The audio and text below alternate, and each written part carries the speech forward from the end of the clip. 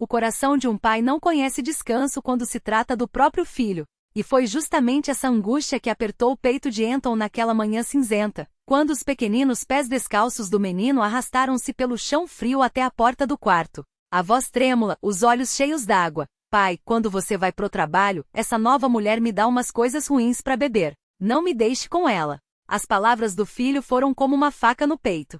Mas Anton não podia recuar. Não naquela hora. A reunião com o conselho da empresa não esperava por dramas pessoais. Ele tentou acalmar o garoto com promessas e carinhos, mas ao sentar no carro, percebeu que não conseguiria seguir em frente. Algo dentro dele gritava mais alto que a razão. Com as mãos trêmulas no volante, ligou para a secretária, inventou uma desculpa e voltou. Precisava ver com os próprios olhos. Precisava entender. Porque a verdade, quando olhamos de frente, às vezes dói mais do que imaginamos. E Anton já havia aprendido isso da maneira mais cruel possível. Há anos, quando o destino lhe jogará nas mãos um recém-nascido e uma ausência que jamais compreenderia, ele descobriu o peso de ser pai sozinho. A mãe de Oleg havia desaparecido ainda no hospital, deixando para trás apenas um papel assinado e uma frase gelada. Você queria um filho. Agora ele é seu.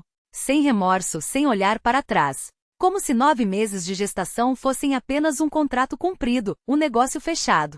Os primeiros meses foram um inferno. Anton mal dormia, mal comia, mal vivia. A barba cresceu desleixada não por estilo, mas por exaustão. Os amigos não o reconheciam mais. A própria mãe chegou a suspeitar de alguma doença oculta, tamanha era sua transformação. Mas ele seguia em frente, agarrado à força de vontade como um náufrago a um pedaço de madeira. Até o pequeno Oleg, com suas mãozinhas curiosas, descobrir que puxar a barba do pai o fazia sorrir. Aqueles eram os únicos momentos de luz em meio ao caos. O tempo, como sempre, fez sua parte. Oleg cresceu, foi para a escola e Anton, aos poucos, reconquistou sua vida. O corpo voltou ao normal, o rosto recuperou a expressividade, e até as mulheres começaram a olhá-lo novamente. Mas havia um detalhe que as afastava mais rápido do que qualquer defeito físico, a palavra pai. Todas sorriam no início, juravam que um filho não era empecilho, mas no fundo, nenhuma estava preparada para assumir o pacote completo. Algumas sugeriam, com jeito doce, que ele resolvesse a situação, entregando Oleg à avó, à babá, a qualquer pessoa que não fosse elas.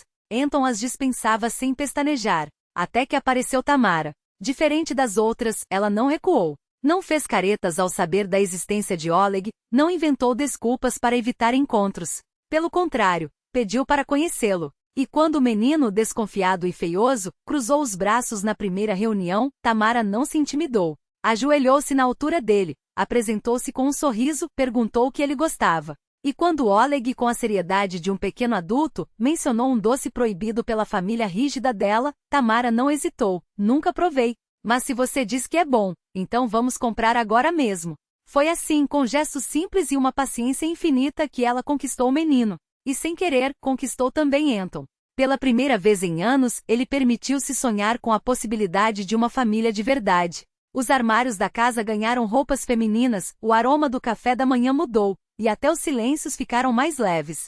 Oleg, antes um garoto fechado e rabugento, começou a rir mais, a brincar mais, a confiar. Mas o passado, como sombras, tem o hábito de ressurgir nos momentos mais inesperados. Aquela manhã, escondido atrás da cerca, Anton observava a cena através da janela. Tamara, com sua voz suave, tentava convencer Oleg a tomar algo. O menino se debatia, choramingando, até que as palavras saíram como um grito. Você é ruim. Isso não é gostoso. Vou contar pro meu pai e ele vai te mandar embora. Você não é minha mãe.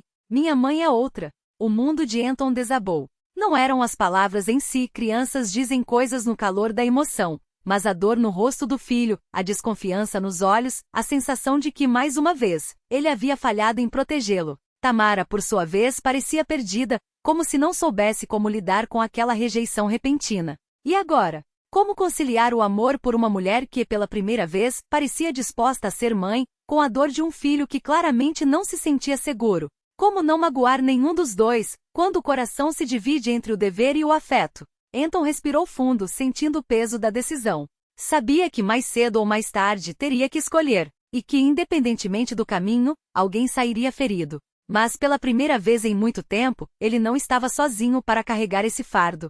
E talvez, apenas talvez, essa fosse a diferença que faria tudo valer a pena. Você vai embora, e eu não gosto de você. A voz do menino cortou o ar como uma lâmina, carregada de uma dor que não deveria caber em tão poucos anos de vida. Tomara balançou a cabeça, triste, enquanto tentava convencer o enteado a tomar o leite quente com manteiga de cacau, o mesmo remédio caseiro que sua própria mãe lhe dava quando criança. Mas os olhos de Oleg, úmidos e cheios de uma raiva infantil, estavam fixos na porta, como se esperassem que alguém a atravessasse a qualquer momento. Anton congelou. Aquelas palavras o atingiram como um soco no peito. De onde uma criança tão pequena tiraria tamanha crueldade? A vergonha queimou-lhe as faces ao imaginar o que Tomara deveria estar pensando, afinal, era ele quem havia falhado em proteger o filho daquilo. Mas mais do que a culpa, havia uma fúria surda. Quem havia envenenado a mente daquele menino? Porque Oleg claramente não havia inventado aquilo sozinho. E Anton, até aquele momento, não lhe dera nenhum motivo para duvidar de seu amor.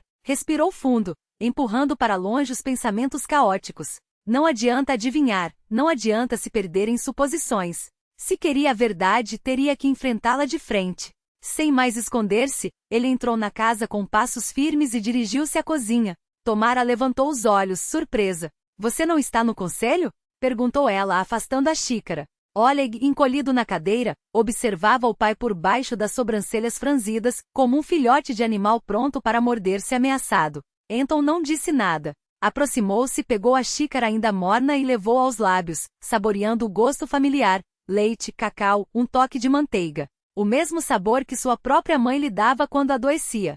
Filho, começou com uma calma que não sentia. Não gosto muito desse negócio também, mas sua mãe não explicou? É para você ficar bom logo. O menino franziu ainda mais o rosto, mas assentiu relutante. Anton fez um som com a língua, como quem pondera. Então me diz uma coisa, por que você me falou aquelas palavras?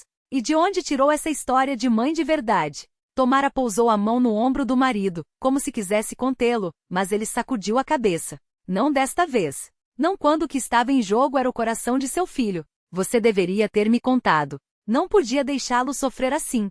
Sua voz era baixa, mas firme. Você faz tudo para que ele seja feliz, e mesmo assim alguém o encheu de veneno. Eu quero saber quem. A resposta quando veio foi tão simples quanto devastadora. A culpada era sua própria mãe.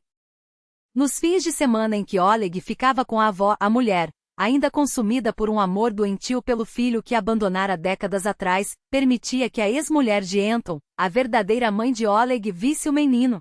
E foi ela quem plantou aquelas sementes na cabeça da criança. Tomara não é sua mãe de verdade.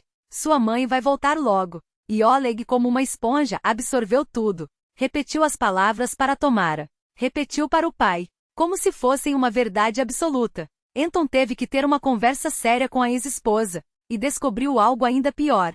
Ela não queria o filho de volta por amor. Queria dinheiro. Seus recursos haviam secado, e o menino era sua última carta na manga. A partir daquele dia, Oleg não voltou a ficar sozinho com a avó. Os encontros com a mãe biológica passaram a ser supervisionados, e quando ela tentou chantagear Anton, uma simples ameaça de envolvimento da polícia fez com que desaparecesse de vez. Mas o verdadeiro milagre não veio das ameaças ou das restrições. Veio de Tomara. Ela poderia ter respondido à hostilidade com frio, ao ódio com indiferença. Poderia ter desistido, afinal, não era sua obrigação amar uma criança que a rejeitava. Mas não o fez. Em vez disso, absorveu cada palavra dura, cada olhar carrancudo, e devolveu tudo em forma de carinho. Um abraço aqui, um beijo na testa ali. Uma paciência infinita nas noites em que o menino chorava por uma mãe que nunca voltaria. E pouco a pouco, Oleg mudou. Não chorava mais. Não reclamava.